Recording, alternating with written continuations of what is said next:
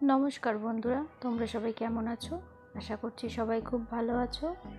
আজকে আমি তোমাদের সাথে শেয়ার করব চাদা মাছের ঝাল। এই রেসিপিটা করে নেওয়ার জন্য প্রথমেই আমাদের করতে হবে, আমাদের যে মাছগুলো আছে সেই মাছগুলোকে আমরা ভালো করে কেটে গরম জল দিয়ে ধুয়ে পরিষ্কার করে নেব। এই যে তোমরা দেখতে পাচ্ছ আমি ভালো করে পরিষ্কার করে এনেছি। তারপর আমরা এখানে দিয়ে দেব নুন।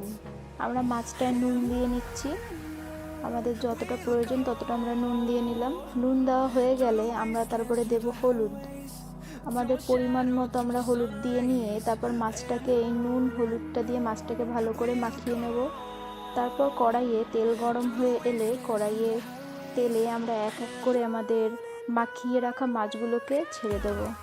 তারপর মাছগুলোকে আমরা ভালো করে ভেজে নেব। এই যে আমাদের মাছগুলো ভাজা হয়ে গেছে, এবার আমরা এগুলোকে একটা বাটিতে তুলে নিচ্ছি।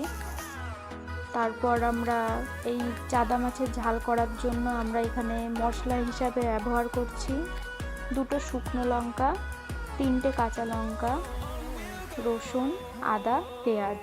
তো এটাকে আমরা ভালো করে শিলে বেটে নিচ্ছি। তোমরা চাইলে মিক্সচারে মশলাটা করে নিতেই পারো, কিন্তু আমরা এখানে শিলে বেটে নিচ্ছি, কারণ শিলে বাটা মশলায় সবসময় একটা আলাদা টেস্ট হয়, খুবই সুন্দর খেতে হয়, তার জন্য এটাকে আমরা শিলেই বেটে নিচ্ছি। এই যে আমাদের মশলাটা বাটা হয়ে এসছে, এবার আমরা পেঁয়াজটাকে বেটে নেব। ভালো করে বেটে নেওয়া হয়ে গেলে আমরা একটা বাটিতে মশলাগুলোকে তুলে নেব। এই যে আমরা তুলে নিয়েছি। তারপর গরম তেলে আমাদের কেটে রাখা আলুগুলোকে আমরা দিয়ে দেব। তার মধ্যে আমরা দিয়ে নেব পরিমাণ মতো হলুদ। ভালো করে হলুদ দিয়ে আমরা এটাকে ভালো করে নাড়িয়ে নেব। কিছুক্ষণ ভালো করে আলুটাকে ভালো করে ভেজে নিতে হবে। তারপর আলুটা ভাজা হয়ে গেলে আমরা এর মধ্যে আমাদের বেটে রাখা মশলাটাকে দিয়ে দেব। তারপর আমরা পরিমাণ মতো নুন দেব এবং তারপর দিয়ে নেব আমাদের পরিমাণ মতো হলুদ। তারপর আমরা দিয়ে নেব এখানে একটুখানি জিরে গুঁড়ো। এই যে একটুখানি জিরে গুঁড়ো দিয়ে নিলাম। তারপর এটাকে আমরা ভালো করে নাড়িয়ে নেব।